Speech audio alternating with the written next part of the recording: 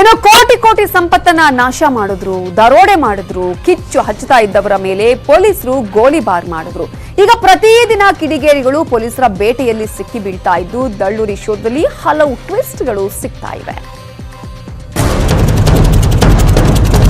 ಒಂದು ಸಂಘಟನೆ ಏನಿದೆ ಎಸ್ಟಿಫೈ ಅದು ಬ್ಯಾನ್ ಆಗಬೇಕು. ಮುಖ್ಯಮಂತ್ರಿಗಳು ಈ ವಿಷಯದಲ್ಲಿ ನಾನು ಕೇಂದ್ರದ ಜೊತೆಗೆ ಚರ್ಚೆ ಮಾಡಿ ಕ್ರಮಗಳನ್ನು ತೆಗೆದುಕೊಳ್ಳುತ್ತೇವೆ ಅಂತ ಹೇಳಿದ್ದಾರೆ.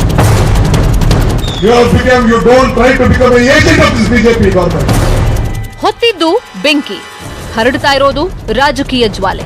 ಕಾಂಗ್ರೆಸ್ ಕೈವಾಡ, ಎಸ್ಡಿಪಿಐ ಸಂಚು, ಉಗ್ರರ ಲಿಂಕ್ ಇದೆಯಾ ಅನ್ನೋ ಅನುಮಾನ. ಈ ಎಲ್ಲಾ ತಿರುವು ಪಡಿತಾ ಇರೋ ಕೇಸ್ ಸಿಸಿಬಿಯಿಂದ ಎನ್ಐಎ ಅಂಗಳಕ್ಕೆ ಸೇರ್ತಾ ಇದೆ. ತನಿಖೆ ತೀವ್ರಗೊಳ್ತಾ ಇದ್ದಂತೆ ಹಲವು ಮುಖಗಳು ಅನಾವರಣಗೊಳ್ತಾ ಇದೆ. ಘಟನೆ ನಡೆದು 10 ದಿನಗಳಾಗ್ತಾ ಇದ್ರೂ ಖಾಕಿ ಬೇಟೆ ನಿಂತಿಲ್ಲ.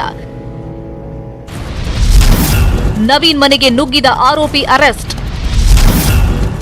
ಆದ್ರೂ ಕಡಿಮೆಯಾಗಿಲ್ಲ ಪೊಗರು. ಕಿಡಿಗೇಡಿಗಳು ತಲೆ ತಗ್ಗಿಸ್ಕೊಂಡು ಸಾಲು ಸಾಲಾಗಿ ಸ್ಟೇಷನ್ ಮೆಟ್ಲು ಹತ್ತುತ್ತಾ ಇದ್ದಾರೆ. ಅವ್ರ ಪೋಷಕರು ಮಾತ್ರ ನಮ್ಮ ಮಕ್ಕಳು ಏನೂ ತಪ್ಪೇ ಮಾಡಿಲ್ಲ, ಬಿಟ್ಬಿಡಿ ಅಂತ ಗೋಳಾಡ್ತಾ ಇದ್ದಾರೆ. ಮತ್ತೊಂದ್ ಕಡೆ ಸರ್ಕಾರ ಗಲಭೆಕೋರರಿಂದಲೇ ನಷ್ಟ ವಸೂಲಿಗೆ ಪ್ಲಾನ್ ಮಾಡ್ತಾ ಇದೆ. ಗಲಭೆ ಕೇಸ್ ಸಂಬಂಧ ಕಾಂಗ್ರೆಸ್ ಬಿಜೆಪಿ ರಾಜಕೀಯ ಜಟಾಪಟಿಯೂ ಜೋರಾಗೇ ಇದೆ.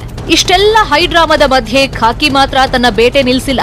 ಬೆಂಕಿ ಹಚ್ಚಿದ ಭಸ್ಮಾಸುರರನ್ನ ನಿರಂತರ ಬೇಟೆಯಾಡ್ತಾ ಇದ್ದು, ನವೀನ್ ಮನೆಗೆ ನುಗ್ಗಿದ ಆರೋಪಿಯನ್ನ ಅರೆಸ್ಟ್ ಮಾಡಿದೆ.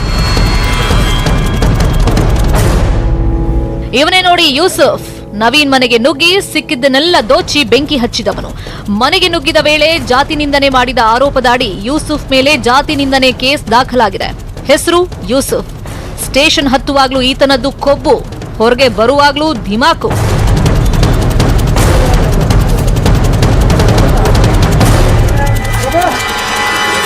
ಇದುವರೆಗೂ ಗಲಭೆ ಕೇಸ್ನಲ್ಲಿ 400ಕ್ಕೂ ಹೆಚ್ಚು ಮಂದಿ ಅರೆಸ್ಟ್ ಆಗಿದ್ದಾರೆ. ಇವತ್ತು ಕೂಡ 30 ಮಂದಿ ಕಿಡಿಗೇಡಿಗಳನ್ನ ಪೊಲೀಸರು ಬಲೆಗೆ ಬೀಳಿಸಿದ್ದಾರೆ. ಸಂಪತ್ ರಾಜ್ ಫೋನ್ ಎಫ್ಎಸ್ಎಲ್ಗೆ ರವಾನೆ. ಸಂಪತ್ ರಾಜ್ಗೆ ಕಂಟಕವಾಗಿದ್ದ message, call. Corporator Sampath Raj, Zakir ಮತ್ತು Sampath Raj PA Arun mobile seize ಮಾಡಿರೋ ಸಿಸಿಬಿ ಸತ್ಯ ಶೋಧನೆಗಿಳಿದಿದೆ. ಗಲಭೆ ಕೇಸ್ನಲ್ಲಿ ಕೈವಾಡವಿದೆಯಾ ಅನ್ನೋ ಅನುಮಾನದ ಹಿಂದೆ ಬಿದ್ದಿರೋ ತನಿಖಾಧಿಕಾರಿಗಳು ಮೊಬೈಲ್ ಡಾಟಾ ರಿಟ್ರೀವ್ ಮಾಡೋದಕ್ಕೆ ಪ್ರಯತ್ನ ಪಟ್ಟರು. ಆದರೆ ಮೊಬೈಲ್ ಡಾಟಾ ರಿಟ್ರೀವ್ ಆಗದ ಹಿನ್ನೆಲೆಯಲ್ಲಿ ನೆರೆ ರಾಜ್ಯದ ಟೆಕ್ನಿಕಲ್ ಟೀಮ್ಗೆ ಮೊಬೈಲ್ ರವಾನಿಸಲಾಗಿದೆ. ಅಖಂಡ ಶ್ರೀನಿವಾಸ ಮೂರ್ತಿಗೆ ಸ್ಥಳೀಯರ ಮುತ್ತಿಗೆ. ಡಿಜೆಹಳ್ಳಿ ಠಾಣೆ ಮುಂದೆ ಪೋಷಕರ ಹೈ ಡ್ರಾಮಾ. ಆರೋಪಿಗಳು ಸಾಲು ಸಾಲಾಗಿ ಜೈಲ್ ಸೇರ್ತಾ ಇದ್ದಾರೆ. ಆದ್ರೆ ಅವರ ಹೆತ್ತವರು ಮಾತ್ರ ನಮ್ಮ ಮಕ್ಕಳು ಅಮಾಯಕರು, ತಪ್ಪು ಮಾಡಿಲ್ಲ ಅಂತ ಗೋಳಾಡ್ತಾ ಇದ್ದಾರೆ. ಇವತ್ತು ಡಿಜೆಹಳ್ಳಿ ಠಾಣೆಗೆ ಬಂದಿದ್ದ ಶಾಸಕ ಅಖಂಡಗೆ ಸ್ಥಳೀಯರು ಮುತ್ತಿಗೆ ಹಾಕಿದ್ರು. ನಮ್ಮ ಮಕ್ಕಳನ್ನ ಬಿಡಿಸ್ಕೊಡಿ ಅಂತ ಹೈ ಡ್ರಾಮಾ ಮಾಡಿದ್ರು.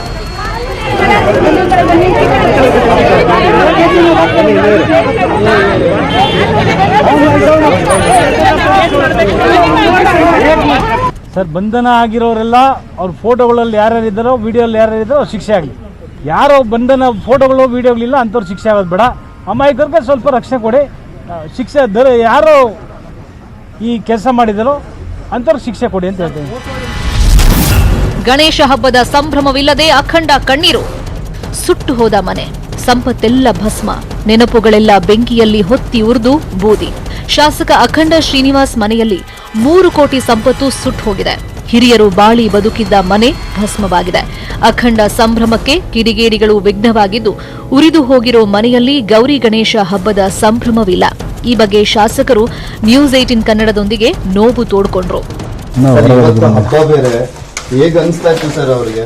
ಗ್ಯಾರಂಟಿ ಕೇಳ್ತಿರ್ತಾರೆ, ಕಣ್ಣೀರಂತೂ ಹಾಕಿರ್ತಾರೆ ನಿಮ್ ಜೊತೆ ಮಾತಾಡ್ತಾರೆ. ಖಂಡಿತ ಕಣ್ಣೀರು ಹಾಕ್ತಾನೆ ಇದ್ದಾರೆ. ನೋವಾಗಿದೆ. ಹಬ್ಬ ಯಾವಾಗ ಮೊನ್ನೆ ತಾನೇ ವರಮಹಾಲಕ್ಷ್ಮಿ ಹಬ್ಬ ಆಚರಣೆ ಮಾಡ್ಬಿಟ್ಟು ಹೋಗಿದ್ರು. ವರಮಹಾಲಕ್ಷ್ಮಿ ಅದೇ ಕೊನೆ ಹಬ್ಬ ಈ ಮನೆಯಲ್ಲಿ. ಮನೆಯಲ್ಲಿ ಎಷ್ಟಾಗಿದೆ ಸರ್ ಟೋಟಲ್ ಆಗಿ ಲಾಸ್? ಅಂದ್ರೆ 3 ಕೋಟಿ ಅಂದಾಜು ಕೊಟ್ಟಿದ್ದೀರಿ ಸರ್ ಸ್ಟೇಷನಲ್ಲಿ. ಸದ್ಯ ಗಲಭೆ ಪ್ರದೇಶಗಳಲ್ಲಿದ್ದ ನಿಷೇಧಾಜ್ಞೆಯನ್ನ ತೆರವು ಮಾಡಲಾಗಿದೆ.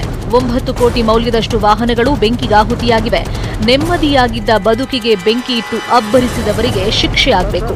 ಮುಂದಿನ ದಿನಗಳಲ್ಲಾದ್ರೂ ಬದುಕು ಹಸನಾಗಿರಬೇಕು ಅಂತ ವಿನಾಯಕನನ್ನ ಪ್ರಾರ್ಥಿಸ್ತಾ ಇದ್ದಾರೆ. Bureau report, news 18 Kannada.